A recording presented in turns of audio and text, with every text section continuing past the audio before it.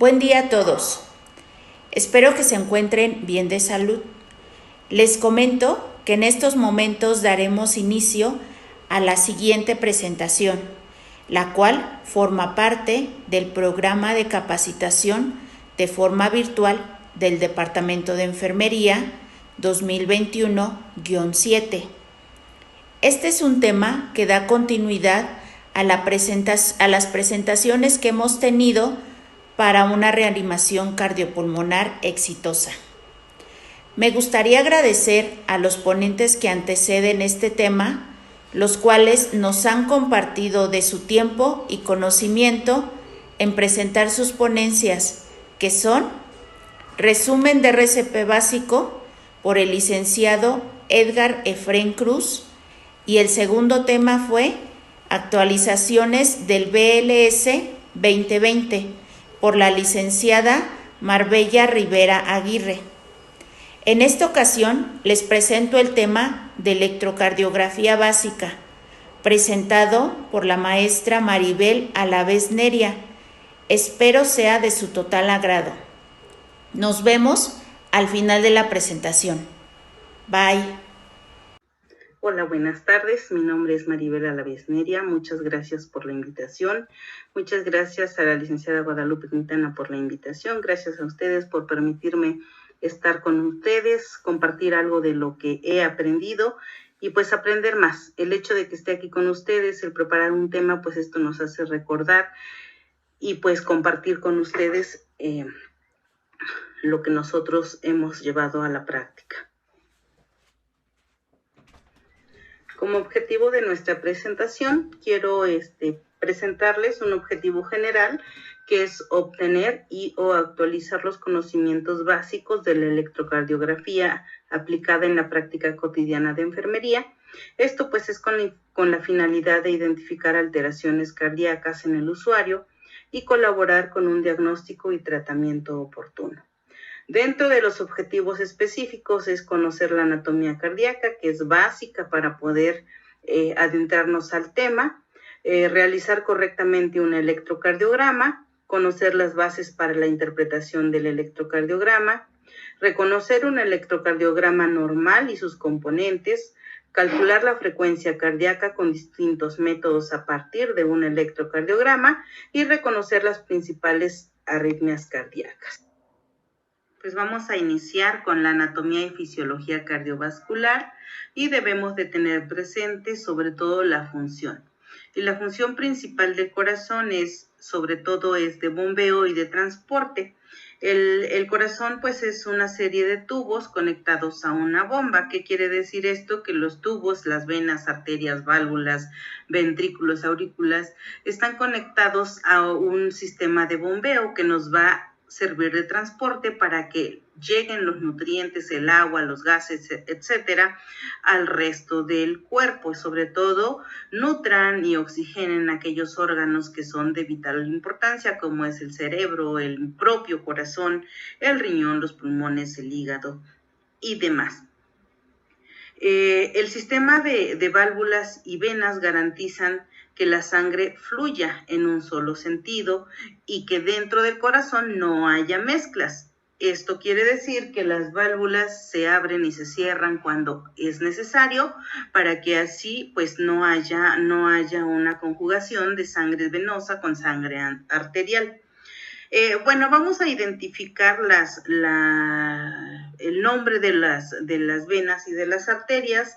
Esto pues es sumamente importante conocerlo porque pues de esta forma vamos a saber cómo podemos identificarlas y saber a qué nivel estamos y qué transporta cada una de ellas. Bueno, vamos a empezar con el numerito 1. El número 1 es la aorta ascendente. Esta aorta sale del ventrículo izquierdo y es la que lleva la fuerza o la presión que se ejerce para llegar a pues las arterias, a todo el organismo, hacer su intercambio de gases y de nutrientes, nutrir a la célula y venimos de regreso a través de las venas. En el número 2 tenemos el tronco pulmonar. Este tronco pulmonar, si ustedes se dan cuenta, pues tiene su raíz en el ventrículo derecho. Sobre todo maneja sangre rica en dióxido de carbono, que esta fue recogida en todos los extremos del organismo, fue transportada hacia la aurícula derecha, ventrículo derecho, y ahora lo que va a hacer este tronco pulmonar es transportar la sangre hacia los pulmones para que estos sean oxigenados, o para que esta sangre sea oxigenada dentro de los pulmones y ahora sí regrese. Viene por el otro lado el número 3, que habla de las venas pulmonares. Las venas pulmonares, estas son las únicas que transportan sangre oxigenada. Normalmente sabemos que las arterias transportan sangre oxigenada y las venas transportan sangre rica en dióxido de carbono, pero esta es algo tan excepcional, donde las venas pulmonares transportan sangre que viene de los pulmones, que regresa hacia la aurícula izquierda, y pues es sangre rica en oxígeno. En el número 4 tenemos la aurícula izquierda. La aurícula izquierda recibe esa sangre oxigenada para después llevarla hacia el ventrículo izquierdo. Bueno, en el número 5 tenemos fibras tendinosas, que pues sobre todo estas emergen de la válvula mitral. Posteriormente tenemos el ventrículo izquierdo. El ventrículo izquierdo se conecta con la aorta, con la aorta descendente y la aorta. O sea, son estos dos grandes vasos, el que tiene el numerito 1, que es aorta ascendente, y el que tiene el numerito 7, que es la aorta descendente. Esto es para que estas dos grandes arterias, estos dos grandes vasos, nos transportan la sangre oxigenada a la economía del cuerpo. Nos vamos al numerito 8, que bueno, tengo el número por acá abajo, pero de este lado en el centro tenemos la válvula mitral, que esta es la que permite, al abrirse, permite que esta sangre rica en oxígeno pues tome lo que es el sistema de tubos, que es la aorta ascendente y la descendente, para que pues la sangre viaje. Posteriormente nos vamos al numerito 9, donde tenemos el ventrículo derecho. El ventrículo derecho, pues ya lo mencionábamos, el ventrículo derecho está conectado con la aurícula derecha, que en este caso es el numerito 12, y la aurícula derecha recibe la sangre rica en dióxido de carbono, la emerge hacia el ventrículo derecho y nos vamos a las pulmonares.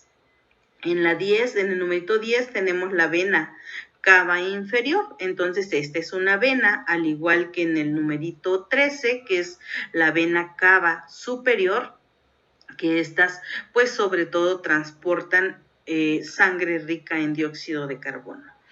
Tenemos el numerito 11, que es la válvula sigmoidea pulmonar, que bueno, es una válvula que permite que el ventrículo derecho transporte la sangre hacia las venas pulmonares. Y pues nos vamos al número 13, que el 13 ya se los había mencionado, es la vena cava superior. Les voy a dar un momento para que hagamos un pequeño ejercicio donde cada uno de ustedes puedan identificar cada uno de los números, cuál es el nombre de sus venas o de sus arterias o de sus componentes. Pues bueno, ya que hablamos de grandes vasos, de venas, arterias dentro del corazón, pues vamos a hablar que el corazón se localiza en el tórax, sobre el diafragma, y está compuesto por capas. El corazón es el órgano principal del sistema circulatorio, hace una función de bomba, pero para que esto suceda requiere de una gran fuerza de contracción, y para ello sus capas juegan un papel importante. Dentro de estas capas tenemos que las más importantes son el endocardio, el miocardio y el pericardio. Cada una de ellas se subdivide aún más en otras capas mucho más delgadas, pero pues para hablar generalmente de las capas del corazón, pues tenemos que son estas tres. El endocardio es una capa delgada, como su nombre lo dice, se encuentra dentro del corazón, se encuentra dentro de las cámaras cardíacas, y pues sobre todo juega un papel muy importante en el desarrollo embrionario, permitiéndole el crecimiento y que llegue hasta su tamaño de un adulto. Es una capa interna, tiene una membrana que reviste el corazón, y pues sobre todo esa misma membrana recubre sus válvulas. El miocardio es una capa pues mucho más gruesa, está compuesta de músculo cardíaco. Este músculo cardíaco pues juega un papel muy importante en la contractibilidad del mismo, y pues es una capa que está intermedia entre el endocardio y el pericardio. El miocardio es encargado de producir y mantener la contracción del corazón. Para que esta situación exista, una fuerza de contracción, pues entran en juego sus células, y pues estas son excitables, sus células son capaces de recibir estímulos. El miocardio pues sobre todo es autónomo, es capaz de conducir impulsos, y se contrae y se relaja. Por otro lado tenemos el pericardio, es básicamente una bolsa que recubre el corazón, cuya función fundamental es protegerlo, limitar su distensión y unirlo sobre todo a otras estructuras cercanas. Esto le ayuda a que pues se mantenga estable en una sola posición, y pues que no choque con las paredes del diafragma o de las estructuras que se encuentran a su alrededor. Bueno, pues ya hablamos del corazón, ya hablamos que está compuesto por arterias, venas, válvulas, cámaras cardíacas, y ya hablamos también de que este corazón está compuesto por músculo cardíaco, que tiene 3 capas. Y bueno, vamos a hablar un poquito ahora de lo que es la circulación mayor y la circulación menor. Pues este tema prácticamente es como para dedicarle toda una clase, sin embargo, lo vamos a resumir en este esquema. Es difícil a veces comprenderlo, sin embargo, esquematizando de esta manera, creo que lo podemos entender fácilmente. La circulación menor es también conocida como una circulación pulmonar. Esta comienza en el ventrículo derecho. Sin embargo, comienza en el ventrículo derecho con aquella sangre rica en dióxido de carbono que llegó a través de la vena cava superior y la vena cava inferior. Llega la sangre rica en dióxido de carbono, que viene de la circulación de todo el torrente sanguíneo. Ya hizo su intercambio a nivel capilar en los órganos, en otras partes del cuerpo, y pues regresa a la aurícula, pasa al ventrículo, y en ese momento empieza la circulación menor. Pues esta circulación pasa a las arterias pulmonares a través del tronco pulmonar y sus ramas. Esta llega a los alvéolos pulmonares y permite dentro de los alvéolos que ocurra el intercambio gaseoso o hematosis, y esto pues va a hacer que esta sangre que venía rica en dióxido de carbono pues ahora se convierta en una sangre rica en oxígeno. Y esta pues regresa a la aurícula izquierda, al ventrículo izquierdo, y hasta ahí termina la circulación menor. A partir de este momento nos vamos con la circulación mayor.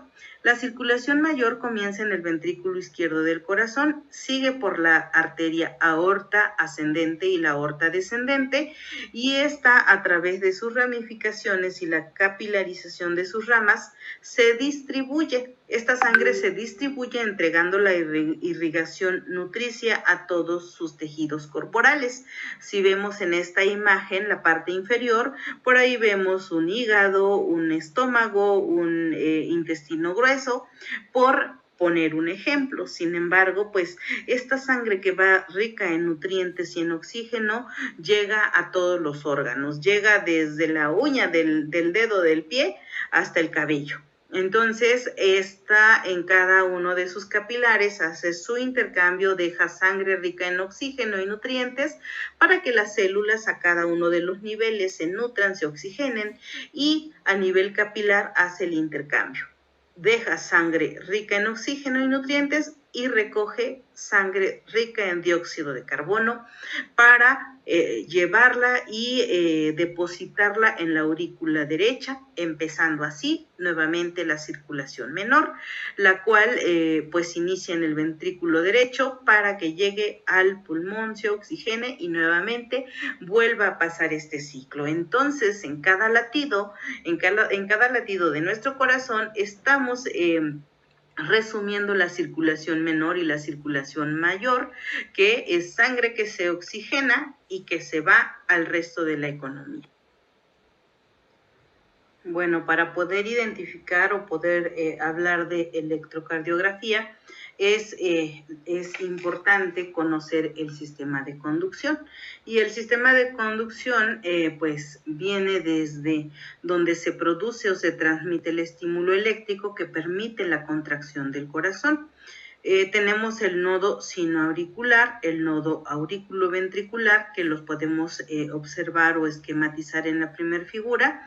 Ubicamos los nodos, posteriormente pues tenemos la aurícula derecha, el ventrículo derecho, la aurícula izquierda y el ventrículo izquierdo.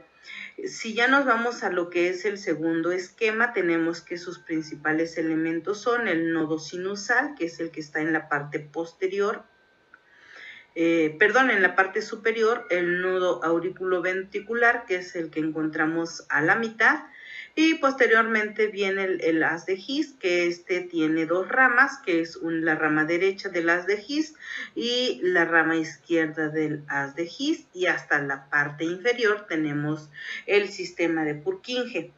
Regresando a lo que es el nodo sinusal ya en un electrocardiograma es la fase 0 o la fase de despolarización de las células. Para que las células se despolaricen intervienen una serie de electrolitos en la cual pues se abren los canales de sodio regulados por el voltaje, y esto permite que el sodio entre a la célula y que la despolarice con rapidez. Posteriormente se cierran los canales de sodio y la célula comienza a repolarizarse a medida que sale el potasio, pues a través de los canales de potasio. Las señales eléctricas coordinan la contracción. La despolarización comienza en el nodo sinoauricular. Pues es conocido como un marcapaso de manera natural, y si este marcapaso funciona normalmente en un adulto joven, pues vamos a encontrar que este marcapaso nos estará dando entre 80 y 100 latidos por minuto, hasta 120 latidos por minuto en un momento de agitación o de ejercicio.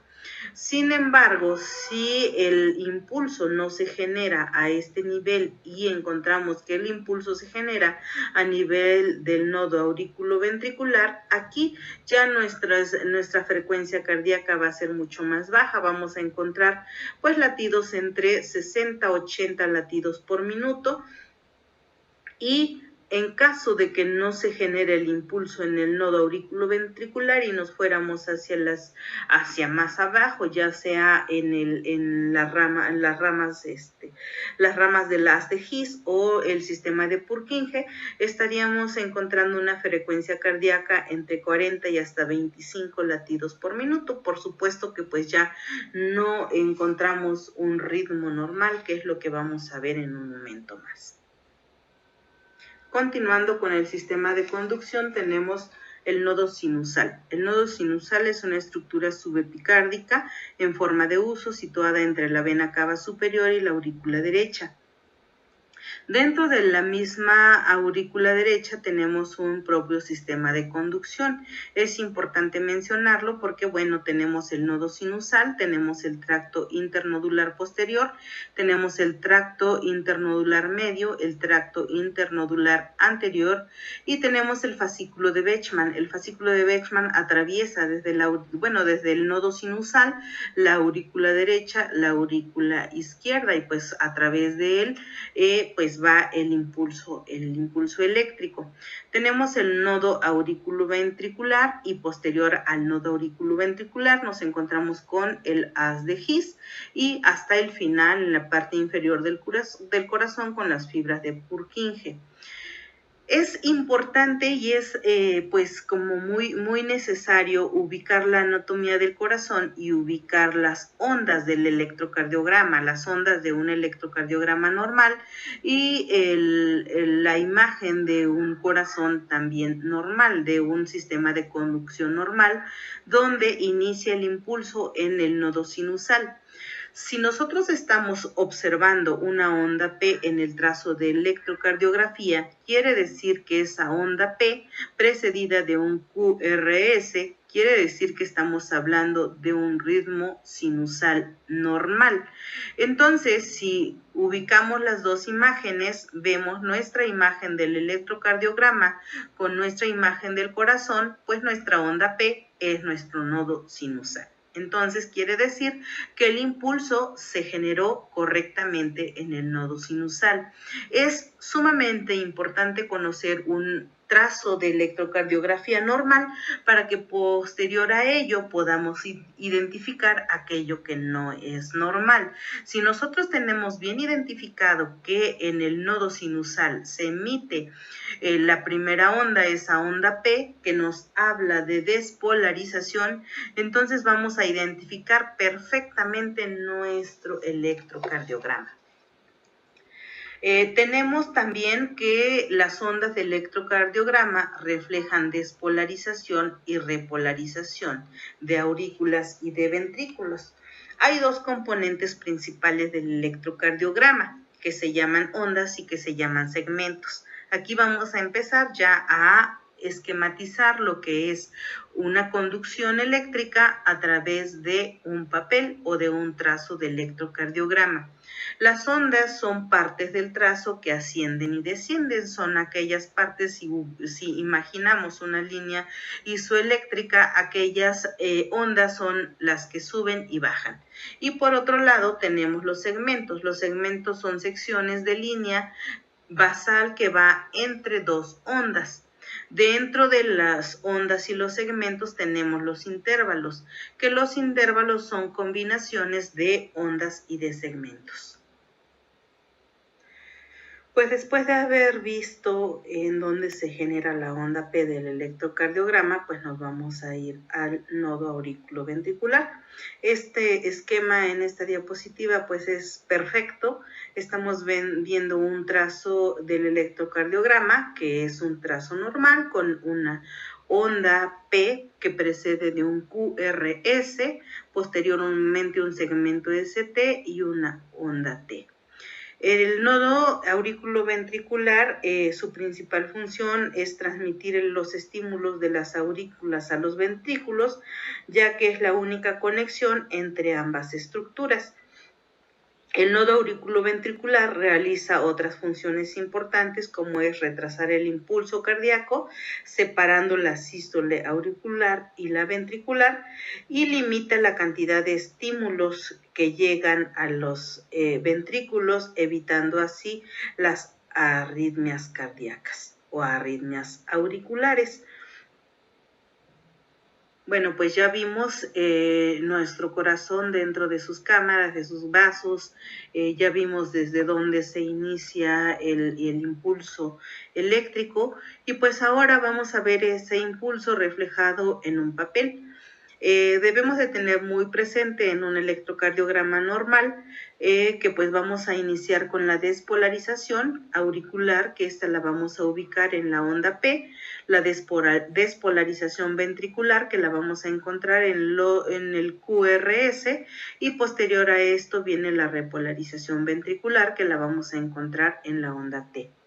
El electrocardiograma se divide en ondas P, Q, R, S, T y segmentos que van entre las ondas, por ejemplo, PR, RS, ST, y los intervalos que van entre ondas y segmentos. P significa despolarización auricular, PR, conducción a través del nodo auriculoventricular, T, repolarización de los ventrículos.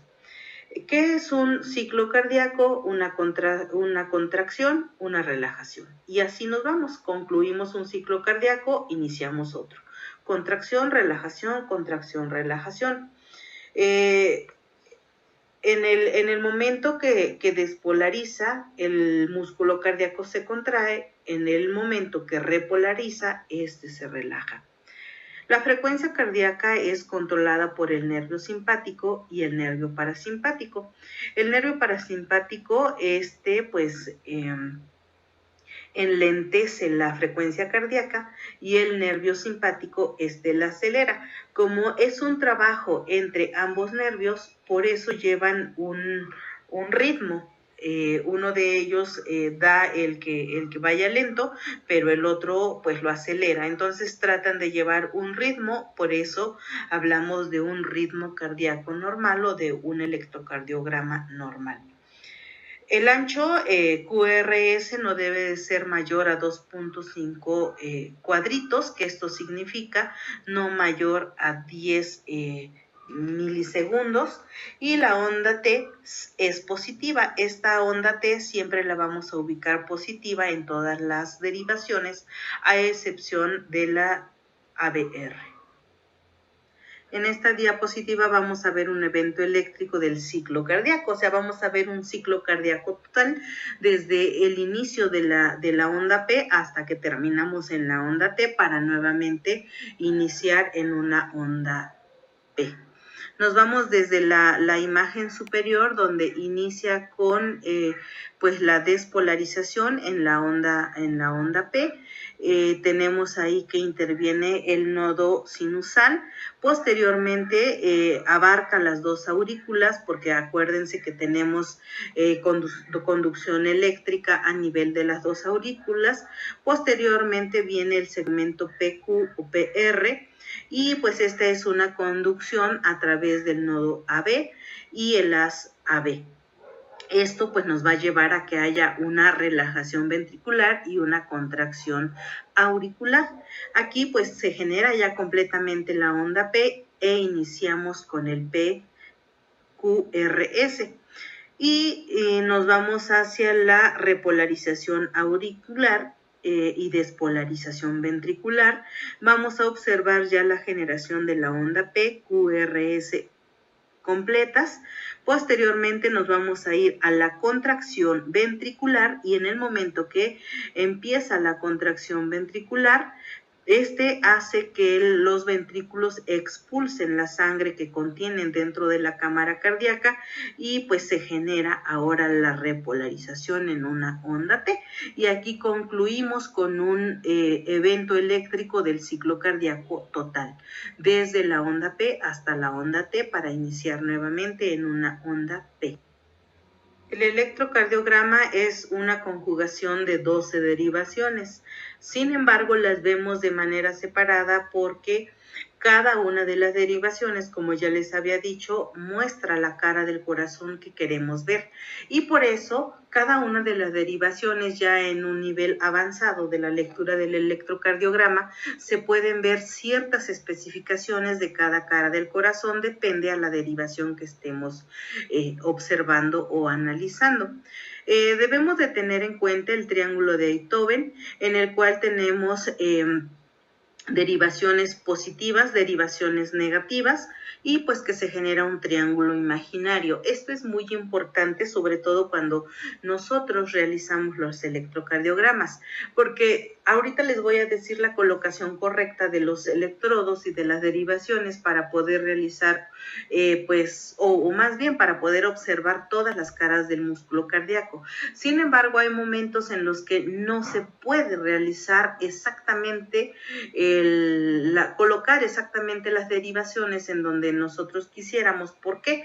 Por algunas alteraciones en la piel, a veces por quemaduras, a veces por otro tipo de dispositivos. Sin embargo, pues esto nos lleva a que no por ello, pues no podamos realizar un electrocardiograma. Aquí el hecho es poder pues simular este triángulo, e incluso lo podemos hacer en una cara posterior del paciente, o sea, en la espalda. También lo podemos hacer de una manera de espejo, en caso de que no pudiéramos abordar la parte izquierda del tórax, podríamos hacer un electrocardiograma espejo en el cual nos iríamos a abordar en la parte derecha del corazón, colocando las derivaciones de este lado. Esto, pues sobre todo, hay ciertas alteraciones o se pueden observar ciertos cambios en el electrocardiograma. Sin embargo, sabiendo leer o interpretar un electrocardiograma, simplemente con que a quien va a interpretar el electrocardiograma le hagamos de conocimiento que se tomó ya sea en la parte posterior del paciente o en el extremo derecho, también podría ser útil.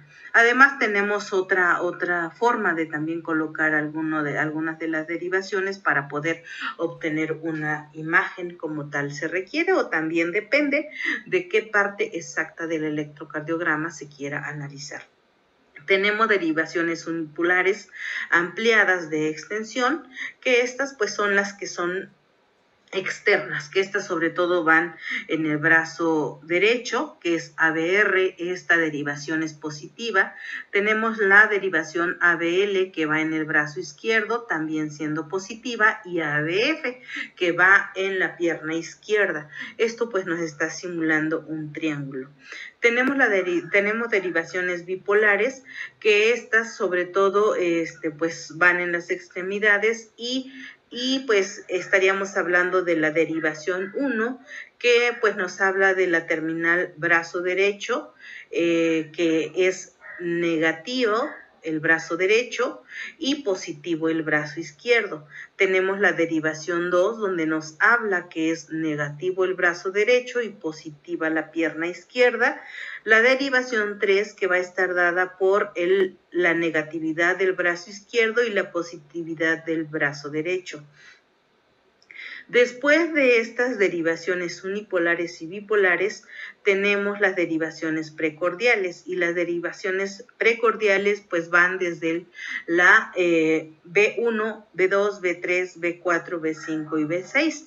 La B1 queda del lado del esternón derecho, en el cuarto espacio intercostal. La B2 queda también en la parte del esternón, pero del lado izquierdo.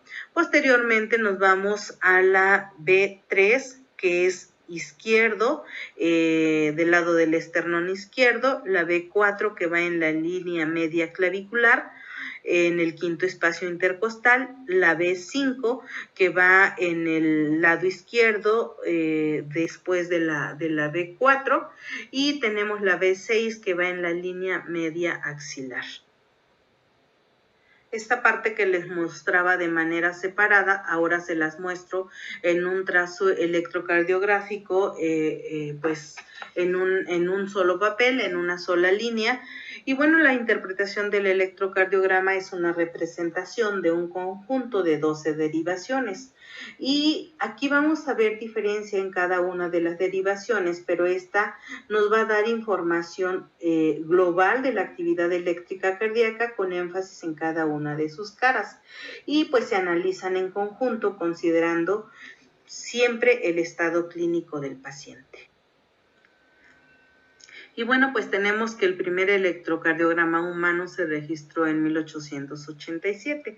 Sin embargo, hasta los primeros años del siglo XX fue donde ya se utilizó como un procedimiento de uso clínico. El padre de la electrocardiografía fue el fisiólogo holandés Walter Einthoven. Él nombró las partes del electrocardiograma como las conocemos hasta nuestros días, y pues de ahí viene el famoso triángulo de Einthoven, porque pues él fue el que lo descubrió, el que lo nombró, y pues lo seguimos utilizando. Y bueno, pues tenemos diferentes tipos de equipo con los que se realizan los electrocardiogramas. Esto pues sobre todo lo importante es que traigan las derivaciones, y de modo que estas pues se tomen siempre del mismo orden, y este orden son D1, D2, D3, BR, BL, BF y las 6 precordiales desde B1, B2, B3, B4, B5, B6. Bueno, pues de alguna manera no es tan de nuestro interés el conocer los equipos, pero sí es más de nuestro interés conocer que estos equipos cuenten con todas las derivaciones y conocer las derivaciones así como su ubicación para poder tomar un trazo adecuado. Vamos a ubicarnos con las que van externas o posteriores, más alejadas de la caja torácica, y vamos a ubicarlas no solo por color, sino también por nombre. Es importante sí ubicarlas en color, como la R, que es el color rojo, la L el amarillo, la F el verde, y esto pues sobre todo simulamos con ello el triángulo de Einthoven. Sin embargo, es muy importante que también conozcamos ¿qué significan? ¿Por qué? Porque en algún momento podemos encontrar no los colores como los estamos presenciando en esta imagen, sino podemos encontrar colores neutros y no sabemos en dónde colocarlas. Entonces es importante saber que la R, en este caso color rojo, significa Reich, que va en la cara interna de la mano derecha. L, que significa Lev, que es color amarillo, que va en la cara interna, pero esta de la muñeca o de la mano izquierda. F, que significa Foot, que va, es la color verde, que va en la cara interna de la pierna izquierda. Y la N, normalmente es negra y que va en la pierna derecha y significa neutral. Entonces, ubicándolas perfectamente en colores y en su denominación, podemos ubicar perfectamente en dónde van. Ahora nos vamos a ir con las derivaciones precordiales. Las derivaciones precordiales van desde la B1 hasta la B6 y vamos a ver su ubicación. Dentro del esquema que está en la parte inferior de la diapositiva podemos observar las líneas medias, la línea axilar media, que está ubicada perfectamente en la axila, a la mitad de la axila. Posteriormente vamos a ver la línea axilar anterior, que va un poquito hacia adentro de lo que ya es el tórax, hacia la parte anterior del cuerpo. Y tenemos la línea media clavicular. Al ubicar estas tres líneas, nosotros vamos a poder ubicar perfectamente nuestras derivaciones. Ahora tenemos que tener la sensibilidad en nuestras manos para poder ubicar los espacios intercostales. Y vamos a ubicar la primer precordial, que es la B1. Esta primer precordial va en el cuarto espacio intercostal, línea paresternal derecha. Y si ubicamos perfectamente nuestro cuarto espacio intercostal, pues ahí vamos a colocar nuestra primer precordial del lado derecho. Exactamente a ese mismo nivel, cuarto espacio intercostal, línea paresternal, pero ahora a izquierda vamos a colocar nuestra segunda precordial, y esta sería nuestra B2. Vamos a brincarnos la B3, nos vamos a ir a la B4, y la B4 la vamos a colocar en el quinto espacio intercostal. Este va a ir en la línea axilar anterior. Ya les había ubicado dónde queda la línea axilar anterior. Entonces, ya colocamos nuestra B4, Ahora vamos a colocar entre la B2 y la B4 en ese espacio que dejamos, porque esta no queda exactamente entre un espacio intercostal, más que nada queda en una parte dura, en una parte costal. Entonces por eso a veces es un poquito difícil de ubicarla y por eso es preferible colocar la B2, nos iríamos a la B4 y ahora sí en medio de la B2 y la B4 estaríamos colocando nuestra precordial 3. Posteriormente vamos a colocar nuestra precordial quinta, que es la B5, que va en el mismo nivel que la B4, que la anterior, en la línea axilar, pero va en la línea axilar anterior izquierda. Posteriormente colocamos la B6, que igual va al mismo nivel, pero ahora va exactamente en la línea media axilar. Entonces, si ubicamos el esquema, tanto el esquema inferior como el esquema superior, donde podemos ubicar exactamente dónde quedan nuestras precordiales para que no tengamos ningún problema y cada uno de estos electrodos colocados está estratégicamente para poder observar cierta cara del corazón. Bueno, pues vamos a esquematizar nuestro electrocardiograma normal y dentro de nuestro electrocardiograma normal pues es sumamente importante ubicarlo, conocer que tenemos ondas, que tenemos segmentos, que tenemos complejos y que tenemos intervalos, ya lo habíamos mencionado anteriormente. Y pues importante conocer que es normal porque si algo está fuera de lo que tenemos visualmente conocido como normal, pues algo que veamos diferente pues ya sabemos que es anormal, que algo está mal, que quién sabe, pero algo está mal. Vamos a observar que pues se requiere de un complejo QRS que sea precedido de una onda P para que estemos hablando de un ritmo sinusal. El sinusal se lo da la onda P y posteriormente el QRS. Esto ya nos puede llevar a identificar un ritmo. Si estoy ubicando en mi trazo electrocardiográfico que tengo una onda P, me está dando un ritmo sinusal. Ahora puedo hablar de una taquicardia sinusal, por ejemplo, que quiere decir que tengo onda P precedida de un complejo QRS, pero con una frecuencia arriba de 100 latidos por minuto, y esto me está hablando de una taquicardia, pero es una taquicardia sinusal. También ya con esto podría yo ubicar una bradicardia sinusal, que quiere decir que tengo una onda P precedida de un QRS, pero es lenta y estoy hablando de un ritmo menor de 60 latidos por minuto.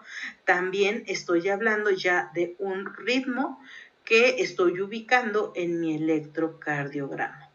Ahora también puedo en un trazo de este tipo, puedo ubicar una arritmia sinusal. ¿Qué quiere decir esto? Que tengo una onda P, pero tengo complejos normales precedidos de una P con una frecuencia cardíaca irregular. Podemos tener momentos en los que pudiésemos apreciar entre complejo y complejo, podríamos estar observando reducción en el tiempo y podríamos tener amplitud en el tiempo. Entonces, sin embargo, si cada QRS está precedido de una P, estaríamos hablando de una arritmia, pero esta es sinusal. Espero que nos hayamos entendido en esta parte porque vamos a ir avanzando un poquito el grado de complejidad. Bueno, pues continuamos con nuestro electrocardiograma normal, nuestro trazo normal, y aquí es importante conocer que tenemos una línea isoeléctrica, que todo lo que va arriba de esa línea isoeléctrica es positivo y que todo lo que va debajo de esa línea isoeléctrica es negativo. También ubicado en una recta podemos ubicar el eje de las X y el eje de las Y, donde el eje de las X estamos hablando de tiempo y el eje de las Y estamos hablando de voltios. Tenemos la onda P, que ustedes ya lo recuerdan, representa la propagación de la despolarización de la aurícula. Esta se inicia en el nodo sinusal con una duración menor de 120 milisegundos y un voltaje de menos de 0.2 milivoltios. Tenemos el complejo QR, que es la propagación de la despolarización hacia los ventrículos, que ya lo ubicamos muy bien en la figura del corazón, que tiene una duración de 100 milisegundos y un voltaje de 3.5 milivoltios. Nos vamos al punto J, que este punto J es donde la onda S finaliza y empieza el segmento ST. Tiene que estar en la línea isoeléctrica, si no puede indicar una patología. Este punto J es el que está marcado con un punto rojo. Entonces, este punto J nos da un buen indicador para poder ver si nuestra línea está sobre la línea isoeléctrica, y pues hablaríamos de que en este caso está normal, pero si este se encuentra positivo o negativo, pues estaríamos hablando ya de una alteración. Tenemos el segmento ST, que esta es una fase de meseta del potencial de acción. Posteriormente vemos la onda T, que es la repolarización de los ventrículos, ya también lo habíamos mencionado. Esta normalmente es positiva, tiene una duración de 0.205 milisegundos y 0.5 milivoltios. Seguimos con el intervalo PR, que tiene una duración de 0.12 milisegundos y 0.205 milivoltios. La onda U, que ya lo habíamos hablado, representa la repolarización de las fibras de Purkinje, y el intervalo QT, que mide la actividad eléctrica ventricular, y este tiene pues una distancia entre la onda U y el final de la onda T. Ya que conocemos todo esto de nuestro electrocardiograma o de nuestro esquema en un electrocardiograma normal, ahora algo que es muy importante, ya que tenemos impreso nuestro trazo, es difícil leerlo en un monitor porque no tenemos una base que nos diga cuánto mide en amplitud y en tiempo. Entonces, ahora sí, ya que tenemos impreso nuestro electrocardiograma, uno de los puntos importantes es aprender a leer nuestro trazo. Y debemos de tener presente que la velocidad del papel corre a 25 milímetros sobre segundo, que 5 cuadros grandes equivalen a 1 segundo, que cada cuadro grande representa 0.20 segundos y que 300, un cuadro grande es igual a 1 minuto. Bueno, ahora sí iríamos a calcular pues nuestra frecuencia cardíaca. Para poder calcular la frecuencia cardíaca es pues indispensable ubicar dos complejos, entre complejo y complejo, para poder buscar los que son más o menos tienen la misma distancia, y sobre todo que caigan sobre una línea para poder hacer nuestro conteo. Hay diferentes formas de poder cuantificar nuestra frecuencia cardíaca, pero hay una que es sumamente sencilla, en donde nosotros podemos ubicar como base el número 300, y pues 300 lo dividimos entre el número de cuadros que hay entre complejo y complejo, y ahí en esa división nos va a dar la frecuencia cardíaca.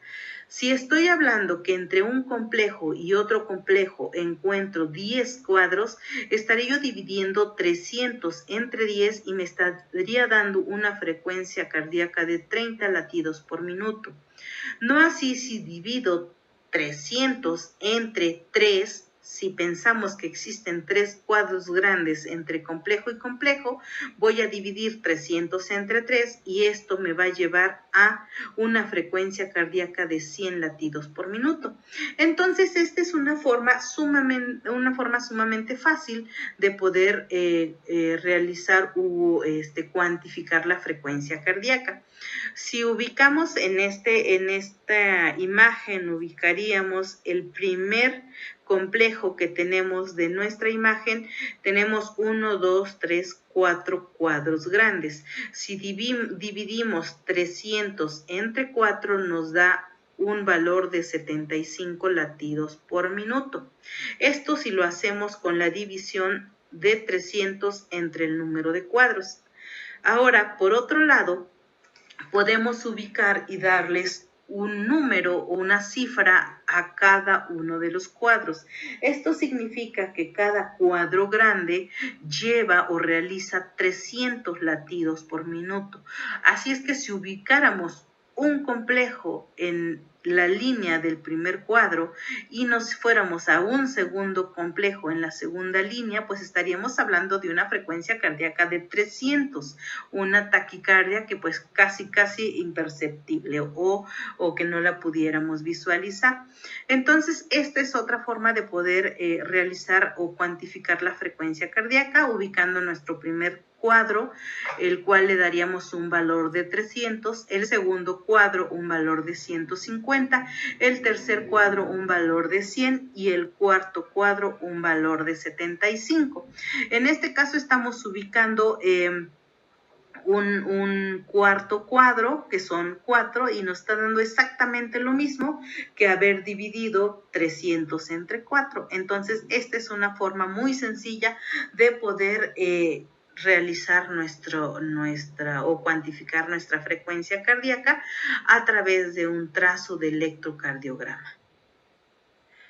Les voy a dar un tiempo para que en estas 4 figuras que tenemos en pantalla podamos realizar el conteo de la frecuencia cardíaca. Nos vamos a ir con la primera. Les voy a ayudar un poquito, pero sí necesito que saquen papel y pluma y puedan realizar este ejercicio, porque ubiquemos que en cualquier momento, en cualquier lugar podemos encontrarnos un trazo así como estamos ubicando esto. No le entendemos nada, no vemos nada, pero por lo menos podemos ya con lo que llevamos ahorita del tema identificar si es un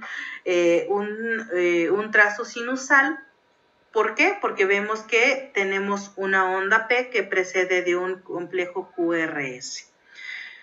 Ahora que ya sabemos que es un electrocardiograma, que es un ritmo sinusal, pues ahora vámonos con la segunda parte, que estamos hablando de una frecuencia cardíaca, para poder ubicar si estamos hablando de bradicardia, de taquicardia o si estamos hablando de cualquier otro ritmo. Nos vamos a realizar el primer ejercicio. Les voy a dar tiempo, saquen su lapicito y vamos a cuantificar la frecuencia cardíaca de la primera imagen. Vamos a buscar los 2 complejos que estén más o menos que caigan sobre una misma línea, y yo podría pensar que si nos vamos al segundo y al tercero, ahí podríamos ubicar perfectamente que tenemos 3 cuadros. 3 cuadros grandes. Entonces ustedes ya tienen 2 formas de poder ubicarlos y eso se los dejo a ustedes. Nos vamos con el segundo, la segunda imagen del lado superior derecho, y aquí estamos ubicando entre complejo y complejo 1, 2, 3, 4, 5, 6. Estamos ubicando 6 cuadros grandes, que prácticamente, si hacemos un poquito de trampa, pues es exactamente el doble que la primera imagen. Entonces estamos hablando que hay una frecuencia cardíaca mucho más alta en la primera imagen y una frecuencia cardíaca mucho más baja en la segunda imagen superior. Vamos a ubicarnos en la imagen inferior izquierda, donde podemos observar en nuestro trazo.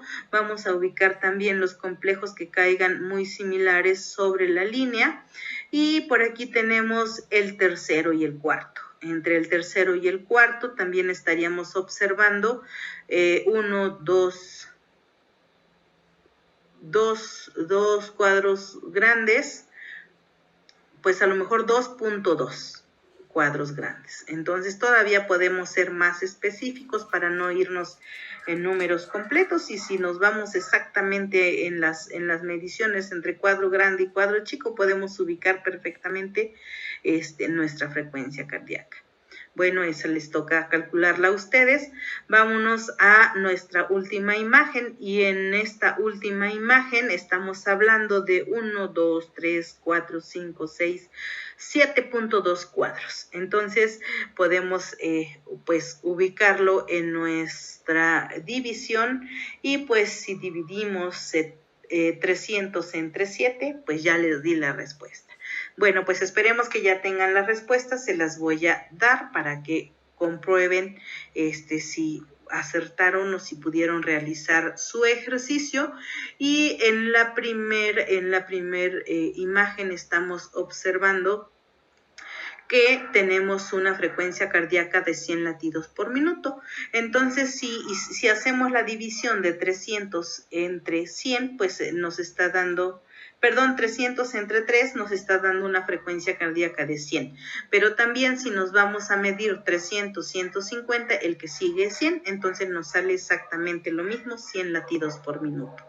En la siguiente, pues ya les había dado el tip, nos da exactamente la mitad, porque si en la primera teníamos 3 cuadros grandes, en la segunda tenemos 6, pues exactamente la mitad. Pero si hacemos la división 300 entre 6, pues nos da una frecuencia cardíaca de 50. La tercera imagen tenemos una frecuencia cardíaca de 136. ¿Por qué? Porque tenemos 2 cuadros grandes y una parte pequeña, como un cuadro o 2 cuadros chicos. Entonces estaríamos hablando de 300, 150 y pues la otra parte 136. Y la última, tenemos una frecuencia cardíaca de 42 latidos por minuto. ¿Por qué? Porque estamos hablando de 1, 2, 3, 4, 5, 6, 7.2 cuadros grandes. Y si hacemos una división de 300 entre 7.2, pues nos da 42 latidos por minuto. Además de la frecuencia cardíaca, podemos ubicar aquí perfectamente que todos nuestros trazos son un trazo sinusal, porque tenemos una onda P que precede de un QRS. Entonces, bueno, ya ubicamos que tenemos una taquicardia sinusal en la figura inferior izquierda, porque estamos hablando de una frecuencia cardíaca arriba de 100 latidos por minuto. Tenemos un ritmo, una frecuencia cardíaca dentro de parámetros normales. A lo mejor es una persona un poquito agitada con 100 latidos por minuto, pero también tenemos 2 bradicardias. Bradicardias, ambas son sinusales, pero una es una bradicardia con 50 latidos por minuto, y tenemos una bradicardia de 42 latidos por minuto, que ya aquí estaría hablando a lo mejor de un bloqueo. Y bueno, pues para hablar de bloqueos, dedicamos una diapositiva exclusivamente para ellos, ya que también pues son importantes si tenemos diferentes tipos de bloqueos. Entonces, hablando de un bloqueo cardíaco, un bloqueo, pues aquí es donde los impulsos pasan en el nodo, del nodo sinusal al nodo auriculoventricular de manera lenta, intermitente, o simplemente no pasan. Podríamos tener un impulso en el nodo sinusal, pero también podríamos tener un impulso en el nodo auriculoventricular. Entonces, ¿qué quiere decir? Que se está bloqueando la conducción eléctrica. Y esto ocurre cuando los impulsos eléctricos que coordinan los latidos cardíacos no funcionan adecuadamente, o que hacen que el corazón lata de manera rápida o pues de manera irregular o lenta.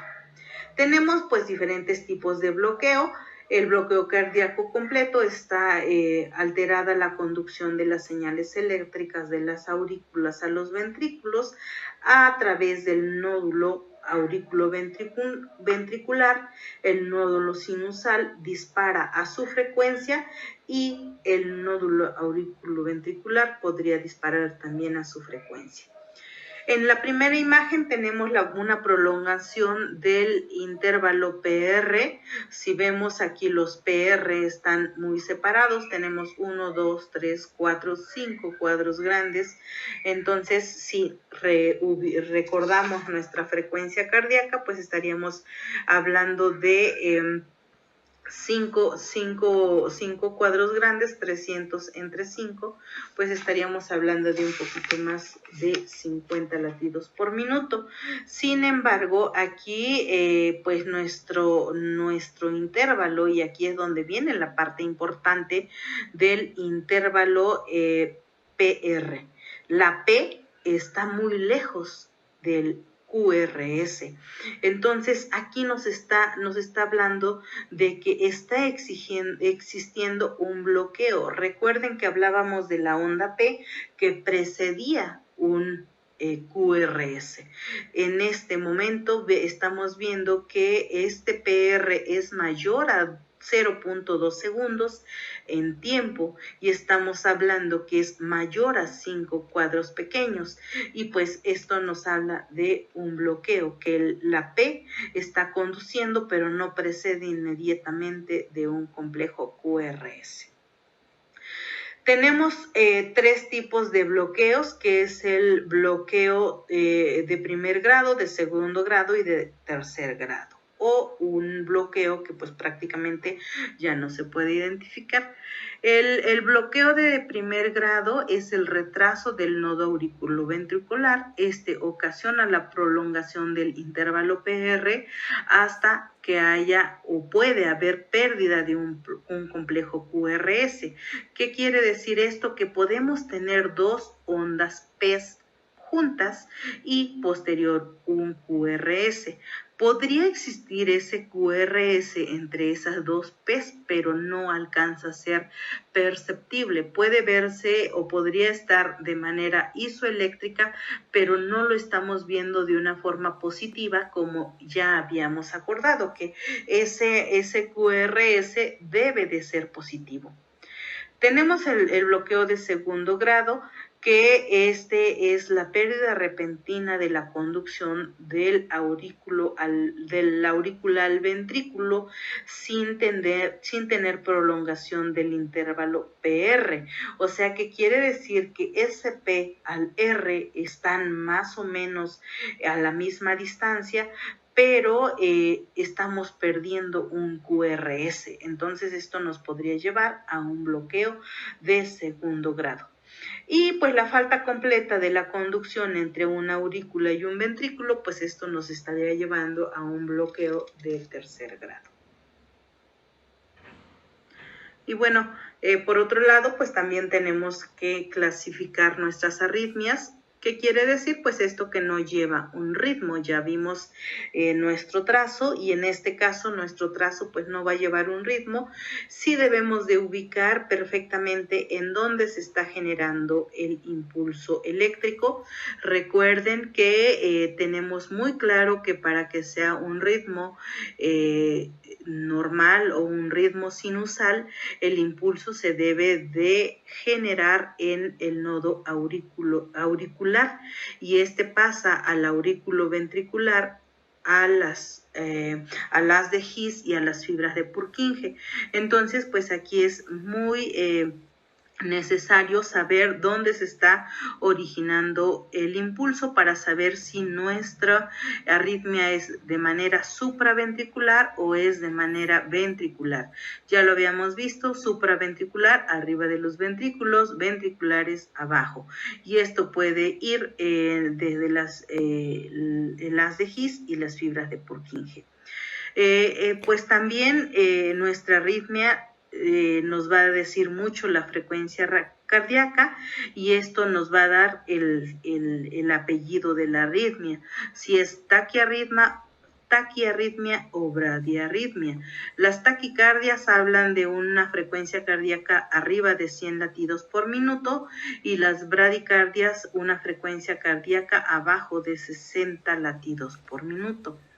También vamos a ver la regularidad de la conducción, si son regulares o son irregulares. Si son regulares quiere decir que su complejo QRS va de una manera regular. ¿Qué quiere decir esto? Que estamos a lo mejor hablando de muchos cuadritos, o sea que es una taquicardia, pero a lo mejor estamos hablando de 7 cuadritos, de 5 cuadritos, de 3 cuadritos, pero todos son de manera regular, o sea, caen cada 2, cada 3 cuadritos, y entonces estoy hablando de una taquicardia, pero es regular.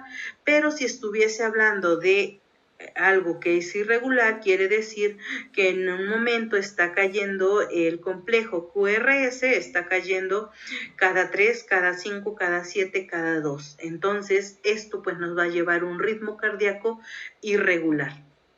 Vamos a ubicar también la anchura del complejo QRS y esto pues también nos va a clasificar una arritmia si es de complejo ancho o de complejo estrecho. Normalmente las de complejo estrecho son supraventriculares, las que estamos originando en las aurículas, y las de complejo ancho son las ventriculares que se están generando abajo del aurículo ventricular. Y por otro lado, pues tenemos otras que son paroxísticas, que estos ya nos dan una representación clínica pues muy acentuada y que son de inicios súbitos. Y pueden ser espontáneas o pueden ser permanentes. Las podemos ubicar de alguna manera esporádica o las podemos ubicar en el trazo de una manera continua. Pues aquí únicamente estamos reflejando pues que algunas arritmias cardíacas pueden ser letales, algunas arritmias cardíacas pueden traer múltiples manifestaciones, pero con un paciente que está consciente, que puede expresarnos que está sintiendo, a lo mejor lo expresan como palpitaciones o lo podemos ver apático. Sin embargo, pues en esta imagen podemos ver el significado de taqui, que significa rápido, o lento, que es bradi. Por ejemplo, hablamos de bradicardias, estaríamos hablando de que es un ritmo muy lento. También les esquematizo aquí una fibrilación donde pues no hay un foco, que cada una de las fibras va por su lado, cada una impulsa de manera diferente y a la hora que se le ocurre, no llevan una secuencia como ya lo habíamos visto. Iniciamos de una manera normal en el nodo sinusal, después de ahí nos vamos al aurículo ventricular, a las de His, rama derecha, rama izquierda, y a las fibras de Purkinje. Sin embargo, en una fibrilación, cada una de ellas pues lo hace a su manera y como quiere. Por aquí vemos también un aleteo, también que están como encimadas las ondas y los complejos, y que pues no hay una conducción en este caso. Y pues ya adentrándonos a lo que son las arritmias cardíacas, pues sobre todo vamos a ver aquellas arritmias que comprometen la vida del paciente, y una denominada arritmia letal pues es la fibrilación ventricular. Y pues el ubicar una fibrilación ventricular, normalmente la ubicaríamos dentro de un ambiente hospitalario. Es muy difícil que fuera del hospital podamos tener un equipo en el cual podamos ubicar que el paciente tiene este tipo de arritmia. Entonces, a menos de que pues estuviéramos en un lugar donde contemos con un desfibrilador y que podamos tener el tiempo tan inmediato en el cual podamos colocarlo y poder identificar este tipo de arritmia. Esta arritmia, como les decía, es letal, es de manejo inmediato. porque pues aquí no hay una contracción coordinada de las fibras, los ventrículos no pueden bombear sangre, simplemente están temblando dentro del músculo cardíaco. Y recuerden que el cerebro, si no está oxigenado, muere.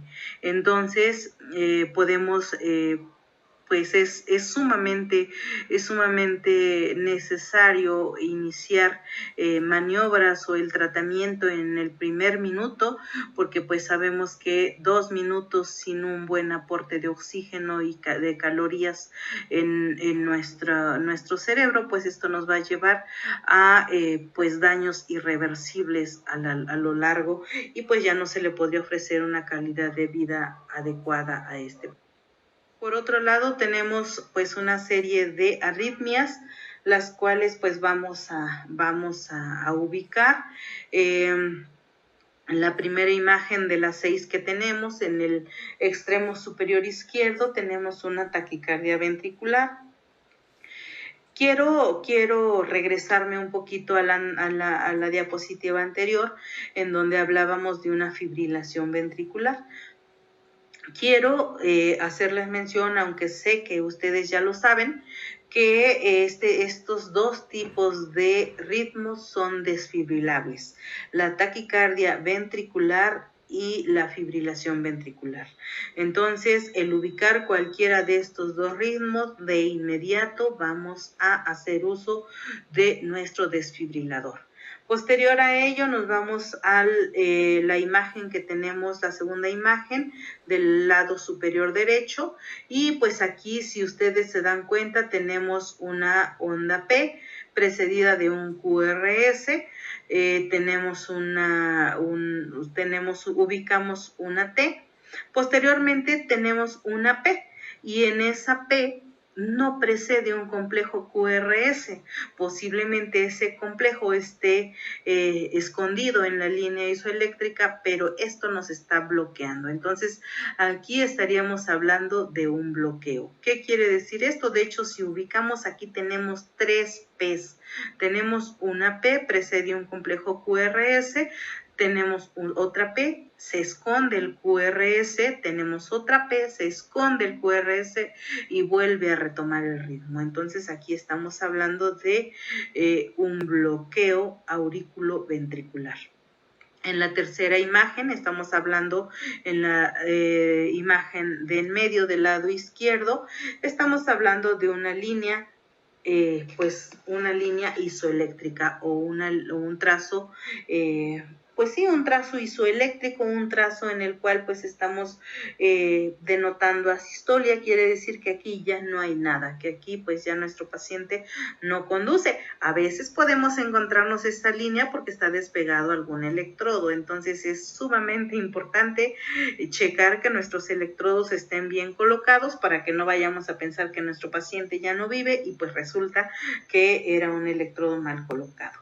Siempre post-mortem se toma una línea isoeléctrica que la vemos reflejada en una asistolia, y esta va en el expediente clínico. Esto es para comprobar que se realizó un electrocardiograma en la cual ya no había ninguna actividad del corazón y pues este paciente se encontraba sin vida. En la tercera imagen, que es en la imagen del medio del lado derecho, estamos encontrando una actividad eléctrica sin pulso. Esta actividad eléctrica sin pulso probablemente la encontremos secundaria a medicación. Muchas veces damos hora de defunción y no podemos tomar nuestra línea isoeléctrica porque todavía de repente encontramos una actividad eléctrica. Una actividad eléctrica que realmente ya no nos dice nada, ya no estamos encontrando una onda P, un complejo QRS, simplemente es una actividad de manera esporádica. Nos vamos a la siguiente imagen, que estamos hablando de la imagen inferior izquierda, donde estamos hablando de una taquicardia ventricular polimórfica. Quiere decir esto que tiene diferentes focos. Podemos encontrar como un ritmo más o menos normal, pero no encontramos una línea P como tal, que es igual un trazo que pues le pueden llamar torsadas de Pons, que normalmente pues es por pues la deficiencia pues de un electrolito sumamente importante como es el magnesio, y esta podría, si se identifica a tiempo, podría corregirse. En nuestra última imagen estamos observando una bradicardia sinusal. Si recordamos aquí ¿por qué sinusal? Pues porque tenemos una onda P que precede de un QRS, pero ¿por qué bradicardia? Porque tenemos 1, 2, 3, 4, 5, casi seis cuadros grandes. Entonces, si hablamos que estamos dividiendo 300 entre 6, pues nos está dando una frecuencia cardíaca de 50 latidos hasta menos latidos por minuto. Entonces, de alguna manera podemos ubicar así en nuestro trazo de electrocardiograma varios tipos de arritmias, y si ya nos fuéramos de una manera más específica ubicando cada una de las caras del corazón, podríamos ubicar exactamente en qué cara podemos encontrar la afección.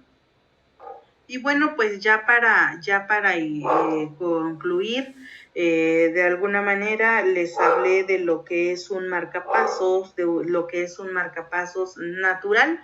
Un marcapasos natural que pues desde el principio vimos que se da en la parte superior de la aurícula derecha, y pues este es el que nos está iniciando el ritmo cardíaco. Pero cuando no tenemos este marcapasos natural en el nodo sinoauricular, entonces hay todavía opciones de tratamiento, y tenemos pues algunos dispositivos que pueden cumplir con esta función. Y estos dispositivos, bueno, les estoy esquematizando dos dispositivos. Uno se maneja de manera externa en el momento que se ubica que hay una bradicardia, que no está generándose el impulso en el nodo sinoauricular, y pues es una bradicardia secundaria a un impulso auriculoventricular o a nivel de las de His. Entonces, esta bradicardia todavía se puede corregir de manera inmediata con un dispositivo cardíaco externo donde se regula la frecuencia cardíaca, y este es temporal, y posteriormente a ello existen dispositivos cardíacos los cuales se implantan, y estos dispositivos al implantarlos son programados a cierta frecuencia, que si la persona no llega o no alcanza esa frecuencia, entra el impulso del marcapaso para hacerla alcanzar esa frecuencia, y se regula con la frecuencia que genera el propio paciente. Esto pues es, si hablamos de algunos dispositivos, ya sea externo o ya sea implantable, pero pues le va a ayudar a que el corazón tenga un ritmo, pues si no normal, por lo menos llevarlo a lo más normal posible. Espero haya sido de su agrado la presentación que acaban de ver. Y como ustedes ya lo saben, después de ver la presentación, pues tienen que entrar al link para realizar el examen. Aprobado este examen, que es de calificación mínima de 9, se les generará su constancia, la cual será enviada al correo electrónico que ustedes coloquen en el examen. Si por alguna situación no les llega su constancia, esperando unos 5 o 10 minutos, por favor envíen mensaje por WhatsApp para preguntar si la constancia se generó en los archivos de la coordinación de enseñanza y se les pueda emitir su constancia vía WhatsApp. Si no, se les dará la indicación para que vuelvan a presentar el examen. Recuerden también que tiene un cupo límite para realizar exámenes por día. En cuanto se sature la plataforma, ya no les va a permitir realizar el examen. Y si les permitiría realizar el examen, ya no se emitirá la constancia. Estaré al pendiente de esta situación para que antes de que se terminen el tiempo de las constancias, poder cerrar el examen y ya no les permita elaborarlo y no se genere este problema. Espero que esta información les sea de utilidad y que podamos restar un poquito los problemas que hemos tenido con la emisión de las constancias. Pueden hacer el examen en cualquier momento de aquí hasta el próximo jueves. Recuerden que el primer bloque se abre el día de hoy al emitir el video y el segundo bloque para hacer el examen se abre el día martes. Nada más les pido de favor que únicamente lo hagan en una sola ocasión. Si ya les emitió su constancia, ya no lo vuelvan a hacer. Si se les emitió su constancia, tienen calificación aprobatoria, aunque sea menos del 10, pero es aprobatoria. Entonces, para que se queden con esa y ya no vuelvan a repetir el examen, porque si no nos estamos gastando una oportunidad de otra persona que no ha hecho el examen y no se le ha emitido la constancia. Muchas gracias a todos y nos vemos la próxima semana. Bye.